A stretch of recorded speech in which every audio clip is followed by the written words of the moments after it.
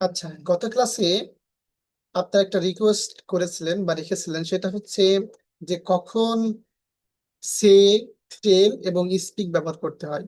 আর তিনটা অর্থই হচ্ছে এক, তাই না? তো আজকে আমাদের এই বিষয়টা নিয়ে ক্লাস হবে। তো আমি স্ক্রিনটা শেয়ার করি। তো দেখুন যে সে, টেল এবং স্পিক এই তিনটার অর্থই হচ্ছে বলা। তো এখন আপনার আমাদের মূল সমস্যাটা হচ্ছে যে কখন সে ব্যবহার করব, কখন টেল ব্যবহার করব, আর কখন স্পিক ব্যবহার করব। আচ্ছা, তো এখানে যেমন দেখুন একটা বাক্য লিখেছি যে আমি তাকে বলি আমি ভাত খাই। অতএব আমরা যখন কোনো কথা কোনো নির্দিষ্ট ব্যক্তিকে বা কাউকে বলবো, তখন আমরা টেল ব্যবহার করব। হ্যাঁ, যেমন এই যে আমি তাকে বলি, কাকে এখানে কিন্তু বোঝাতে চাচ্ছে কোন এই কথাটি আমি অন্য কোনো পার্সনকে বলতেছি, তাই না? কাকে বলছি? তাকে। অতএব যখন আমরা কোনো কথা অন্য কোনো পার্সনকে বলবো, তখন আমরা টেল ব্যবহার করব। অতএব আমি তাকে বলি আমি ভাত খাই। I tell him I eat rice. কিন্তু নিচের বাক্যটি যদি দেখেন আমি বলি আমি ভাত খাই, এখানে কিন্তু আমি কাউকে ইন্ডিকেট করতেছি না বা কোনো নির্দিষ্ট পার্সনকে বলতেছি না। অতএব এখানে শুধু বোঝানো হচ্ছে যে কি বলা হচ্ছে। অতএব এইখানে আমরা এই সে ব্যবহার করব।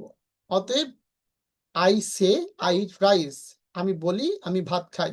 আরো বিস্তারিত বলি, বুঝতে পারবেন তারপরে। এবার যদি বলি এই যে সে বলছে সে ঢাকা যাবে, এখানে কিন্তু নির্দিষ্ট করে কোনো ব্যক্তিকে উল্লেখ করা হয় নাই যে সে আমাকে বলছে সে ঢাকা যাবে, এরকমও বলছে না। অতএব বা এরকম বলছে না সে রহিমকে বলছে যে সে ঢাকা যাবে, এখানে কিন্তু কোনো নির্দিষ্ট ব্যক্তিকে উল্লেখ করে বলছে না। অতএব এখানে আমরা সে ব্যবহার করব।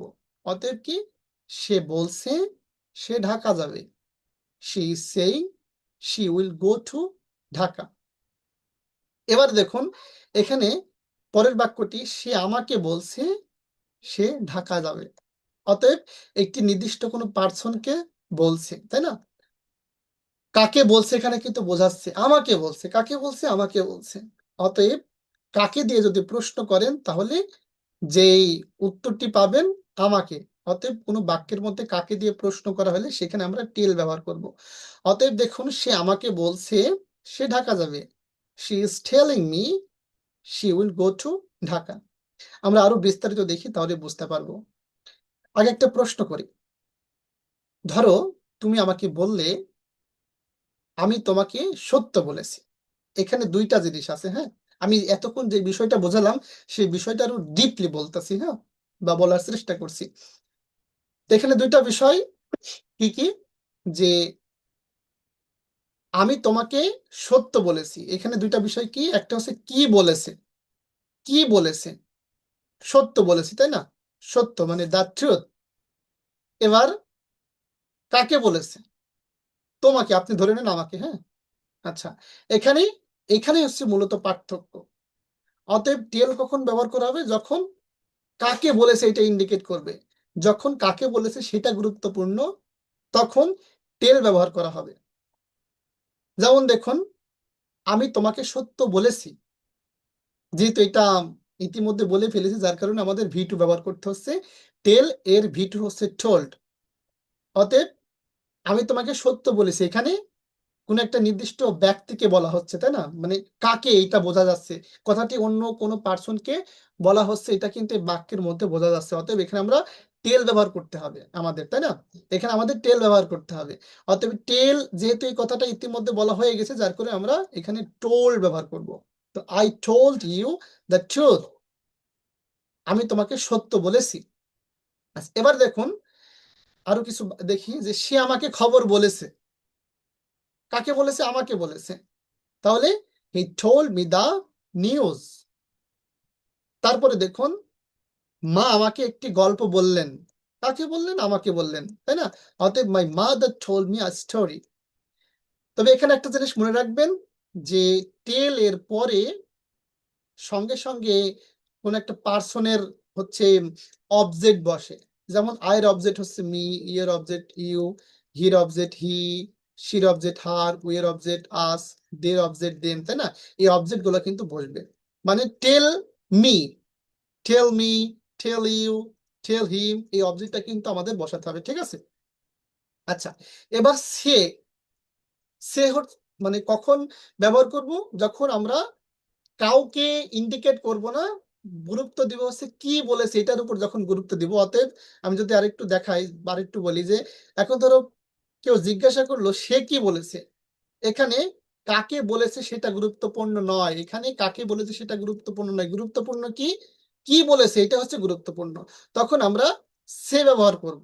যেমন সে বলেছে আমি আসবো, এখানে কিন্তু কাউকে ইন্ডিকেট করে নাই যে সে তাকে বলেছে, সে আমাকে বলেছে, এটা কিন্তু বলা হয় নাই।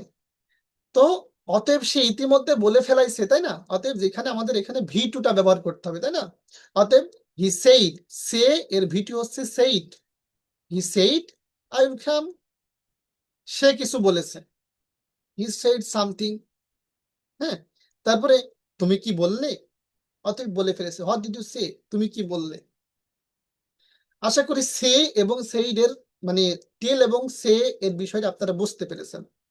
আর একটু দেখি একটি সহজ গল্প। রহিম করিমকে বলল আমি কাল আসব, ঠিক আছে? তো এখন একই ঘটনা দুই ভাবে বলা যেতে পারে। প্রথমত কি বলা হয়েছে, রহিম বলেছে আমি ঢাকা আসব, ইতিমধ্যে বলে দিয়েছে, যার কারণে আমাদের এখানে সের, সে এর ভি টু ব্যবহার করতে হবে। এই বাক্যটিতে কিন্তু কারোকে ইন্ডিকেট করছে না কাকে বলেছে, জাস্ট রহিম বলেছে আমি কাল ঢাকা আসব। অতএব সে এর ভি টু হচ্ছে সেই, তাই না?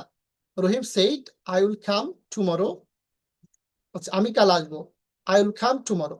রহিম বলেছে আমি কাল আসবো, Rahim said I will come tomorrow. এখানে শুধু কথাটি বলা হচ্ছে, কি বলা হচ্ছে, হ্যাঁ, এটা ইন্ডিকেট করছে। এবার কাকে বলা হয়েছে, রহিম করিমকে বলেছে যে সে কাল আসবে। কাকে বলেছে, করিমকে, অতএব টেল ব্যবহার হবে। আর ইতিমধ্যে যেহেতু বলে দিয়েছে যার কারণে আমাদের টেল এর ভি টু টোল ব্যবহার করতে হবে। Rahim told Karim that he would come tomorrow. এখানে গুরুত্বপূর্ণ হচ্ছে করিম, কাকে বলা হয়েছে, করিমকে বলা হয়েছে, তাই না? আচ্ছা, তবে যখন আমরা ভি ওয়ান ব্যবহার করব তখন অবশ্যই আমরা সে এবং টেল এইভাবে ব্যবহার করব যেভাবে আপনাদের দেখালাম।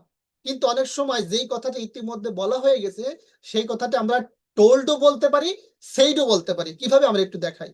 আচ্ছা, এটা বলার আগে আমি আরেকটু কিছু উদাহরণ দিই। এই যে সে বলে আমি ব্যস্ত, হি সেজ আই এম বিজি, এখানে কিন্তু কারোকে ইন্ডিকেট করা হয় নাই। আবার বলছে সে আমাকে বলছে, এখানে কাকে বলছে, আমাকে বলছে, সে আমাকে বলছে আমি ব্যস্ত, বা সে আমাকে বলে আমি ব্যস্ত, he tells me I am busy. হ্যাঁ, এই যে ছোটখাটো বিষয়গুলো যে টেলের পরে এস বসে এইগুলো আপনারা সব জানেন। হ্যাঁ, যাই হোক, এবার সে আমাকে বলল যে সে ব্যস্ত, ইতিমধ্যে বলে দিয়েছি। অতএব এখানে আমাদের কি টোল ব্যবহার করতে হবে, যে তাই না, টোল ব্যবহার করতে হবে। এখানে আমরা টোল টু ব্যবহার করতে পারবো, সেই টু ব্যবহার করতে পারবো। কিভাবে একটু দেখুন, যে সে আমাকে বলল যে সে ব্যস্ত, হি told me that he is busy, তাই না? আবার যদি আমরা সেইড ব্যবহার করি অবশ্যই সেইড এর পরে আমাদের এখানে টু ব্যবহার করতে হবে। যেমন টোল্ড এর পরে আমরা কি ব্যবহার করছি, ডিরেক্টলি অবজেক্ট মানে ওই যে পার্সনের অবজেক্টটা ব্যবহার করছি, তাই না? যেমন আই এর object me, your object you, তাই না? তো এইখানে আমরা টোল্ড এর পরে ডিরেক্টলি অবজেক্টটা ব্যবহার করছি, কিন্তু এই সেইড এর পরে আমরা কখনো এই অবজেক্ট ব্যবহার করতে পারবো না। আমাদের সেইড এর পরে টু ব্যবহার করতে হবে। যখনই সেইড এর পরে টু ব্যবহার করব তখনই এই বাক্যটাকে আমরা এই টোল দিয়েও বলতে পারবো বা সেইড টু দিয়েও বলতে পারবো, ঠিক আছে? কিন্তু আপনি যদি বলেন he said me that he is busy, এই বাক্যটা কিন্তু ভুল, কারণ সে এর পরে সরাসরি পার্সন বসে না, ঠিক আছে? সেইড এর পরে সরাসরি পার্সন বসে না। তবে এই শুধু যেই কথাটা ইতিমধ্যে বলা হয়ে গেছে সেইখানে শুধুমাত্র আপনি টোল্ড আর টেল ব্যবহার করবেন, মানে এই দুঃখিত টোল্ড আর সেইড টু ব্যবহার করবেন। কিন্তু যেই কথাটা এখনো বলা হয় না, সে বলে, সে আমাকে বলে, সে হচ্ছে রাইট, তারা বলে, তারা তাদের বলে, এই ধরনের বাক্যতে আপনারা সে এবং টেল ব্যবহার করবেন। কিন্তু যেই কথাটি ইতিমধ্যে বলা হয়ে গেছে সেখানে আপনারা টোল্ডও ব্যবহার করতে পারবেন, সেই টু ব্যবহার করতে পারবেন। আচ্ছা, তবে এই যে বিষয়টা বললাম, যে এই বিষয়টা মনে রাখবেন, টেল মি, টেল ইউ, টেল হিম, টেল হার, এটা সবসময় ব্যবহার করতে হবে। টেলের পরে এই অবজেক্টের মানে পার্সনের অবজেক্ট গুলো আপনাদের ব্যবহার করতে হবে, ঠিক আছে? আর সে এর পরে কখনো ডিরেক্টলি ওই সাব মানে হচ্ছে বসে না। সে এর পরে ডিরেক্টলি কোনো পার্সনের অবজেক্ট বসে না। সে এর পরে সামথিং বসে, কোনো একটি ওয়ার্ড বসে, সে হ্যালো এরকম বসে। তারপরে যদি সের মানে সের পরে যদি আমরা কোনো পার্সনের অবজেক্ট বসাতে চাই, অবশ্যই আমাদের টু ব্যবহার করতে হবে মাঝখানে, ঠিক আছে? সে টু মি, ঠিক আছে? আচ্ছা, যাই হোক, মানে সেই টু মি, যাই হোক, একটি শর্টকাট টিপ ইতিমধ্যে, যাই হোক, এই বিষয়গুলো ইতিমধ্যে আপনাদের বোঝাইছি, তারপর এখানে ডবল লেখা হয়ে গেছে যেহেতু, যাই হোক। আচ্ছা, শেষ উদাহরণ আরো কিছু দেখি। যেমন আমি তাকে সরি বলেছি, অতএব কি, আই টোল্ড হিম সরি বা I said to him sorry, দুটাই কিন্তু আমরা ব্যবহার করতে পারবো এখানে, ঠিক আছে?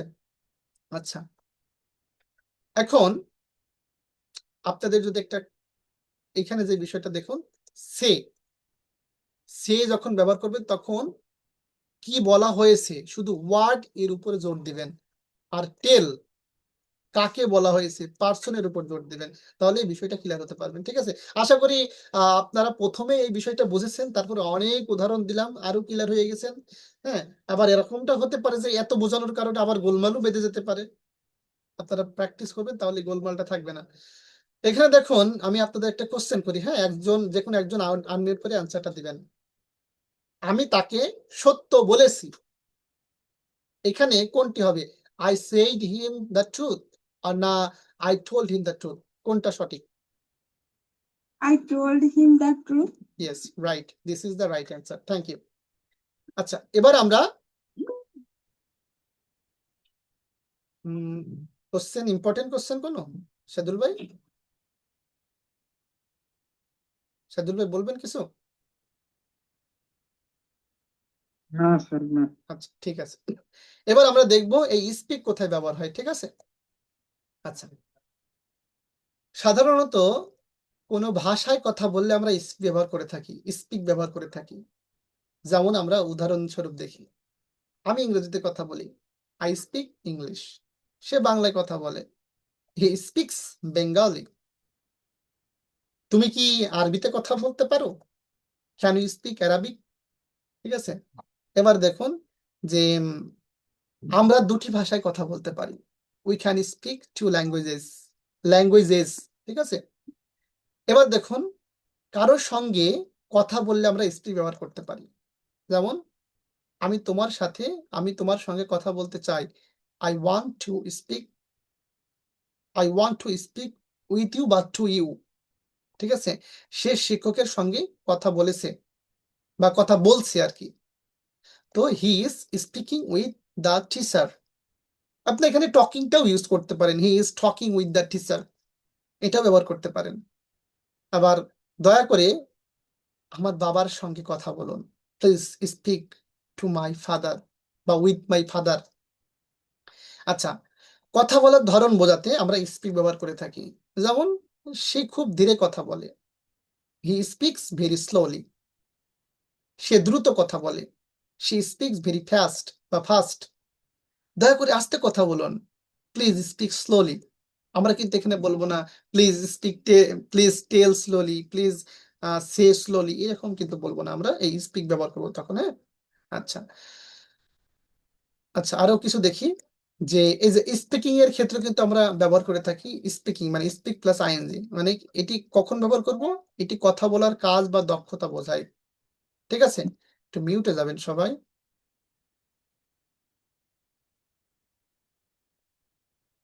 আচ্ছা, এই যে আমি এখন কথা বলছি, আমি স্পিকিং নাও। সে ইংরেজিতে কথা বলতে ভালোবাসে, he loves, he loves speaking English. মানে কোনো জিনিসের দক্ষতা, হ্যাঁ, এটা কোনো কাজ বা দক্ষতা বোঝায়, তখন আমরা এই স্পিক এর সাথে আইএনজি যোগ যোগ করে দেবো, হ্যাঁ। তারপরে ইংরেজিতে কথা বলা গুরুত্বপূর্ণ, ইংরেজিতে কথা বলা খুব গুরুত্বপূর্ণ, speaking English is very important. প্রতিদিন ইংরেজিতে কথা বলার চেষ্টা করো, ট্রাই স্পিকিং ইংলিশ এভরিডে, ঠিক আছে। আচ্ছা, এই তো, এই ছিল আজকের ক্লাস। আশা করি আপনাদের এই বিষয়টা নিয়ে কোনো কোশ্চেন থাকার কথা না। তারপর আপনাদের যদি কোনো কোনো কোশ্চেন থাকে যে সে, টেল এবং স্পিক নিয়ে অবশ্যই বলেন।